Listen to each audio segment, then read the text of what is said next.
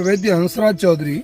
आज आपको बील के बारे में, जिसको बहुत सारे स्थानीय भाषा में लोग बेल पत्र भी कहते हैं, बील पत्र भी कहते हैं और बेल फल भी कहा जाता है। वैसे आप सब लोग जानते हैं कि श्रावण मास में भगवान शंकर के जितने भी उपासक होते हैं वो श्रावण मास में ये जो बेल पत्र है वो भगवान शंकर के मस्तक पर चढ़ाते हैं। बेल पत्र की पहली जो पहचान है वो ये है कि ये हमेशा इसको त्रिदल भी कहा गया है और भगवान शंकर के चूंकि तीसरे नेत्र का वर्णन है तो उससे भी इसका संबंध है कि अगर भगवान की ये दोनों आंखें अगर मेरे हाथ में जो है इसको अगर मैं मानूं तो ये जो तीसरा जो है ये ज्ञान का प्रतीक है, ये दृष्टि का प्रतीक है। ये तो इस तरीके से ये मतलब तीन इसके। अब मैं आता हूँ इसके औषधीय पौधे के उपयोग पर। एक्चुअली बेल पत्र के जो ये पत्ते हैं इनका जूस पीने से व्यक्ति की जठराग्नि प्रदीप्त होती है, यानी कि भूख लगती है। आपके आंतों में, छोटी आंत में, बड़ी आंत में और आमाशय में अगर किसी भी प्रकार का फंगल इन्फेक्शन है, बैक्टीरियल इन्फेक्शन है या किसी भी प्रकार का आपके शरीर के अंदर टैपवर्म है यानी कि छोटे छोटे कीड़े हैं, ये जितने भी आंतों संबंधी और पाचन संस्थान में जो इन्फेक्शन संबंधी जो समस्याएं हैं वो बेल पत्र का जूस पीने से आपको बिल्कुल बहुत आसानी उसमें मिलती है और आप आसानी से अपने आप को स्वस्थ कर लेते हैं।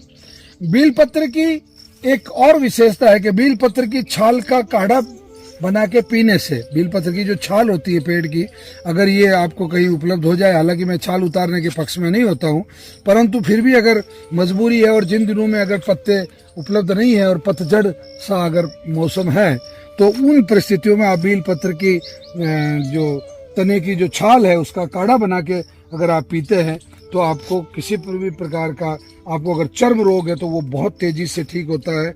आपको बैक्टीरियल, फंगल और वायरल जो इन्फेक्शन है उससे आपको मदद मिलती है। अब बेल पत्र का जो फल होता है, इस फल का जो उपयोग है वो पेट के रोगों के लिए बहुत अच्छा माना गया है। यानी कि आपके आम, खास तौर से जो आम, जिसको आम भी कहा जाता है, आम भी कहा जाता है, यानी कि म्यूकस जो आपकी उससे निकलता है, आप जब स्टूल पास करते हैं यानी कि आप लेटरिन जाते हैं तो उसके साथ में चिकना चिकना सा जो पदार्थ निकलता है, कभी कभी उसमें खून की लकीरें भी आपको दिखाई देती है, या उसको हल्का पीला नीले रंग का लसलसा सा जो पदार्थ निकलता है वो उसको आम बोलते हैं।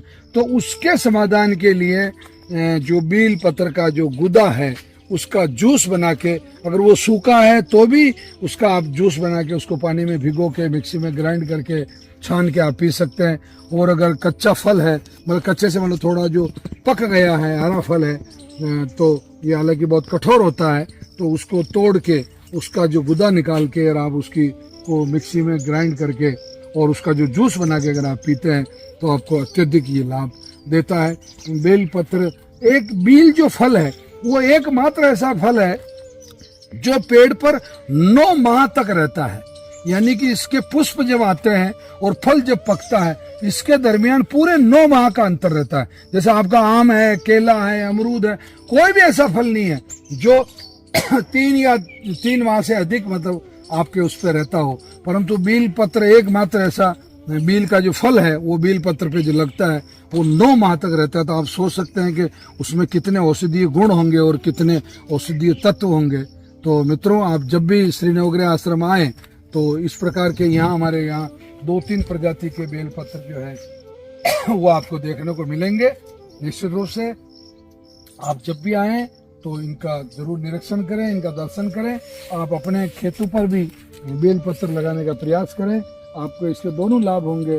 औषधीय लाभ तो होगा ही होगा, इसके अलावा भी आप इसके फलों से भी अच्छा खासा पैसा आप कमा सकते हैं। मित्रों, अगर आपके परिवार में किसी को भी किडनी, डायबिटीज, लकवा, मिर्गी और कैंसर जैसी कोई भी बीमारी अगर है तो आप शनिवार अथवा रविवार को श्री नवग्रह आश्रम पर आए।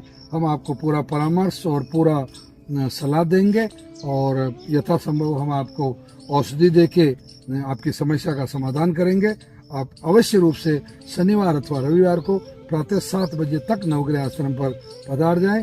11 बजे तक हम आपको औषधि देकर निवृत्त कर देते हैं।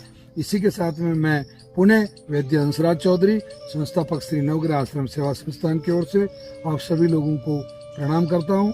धन्यवाद। जय धन्वंतरी।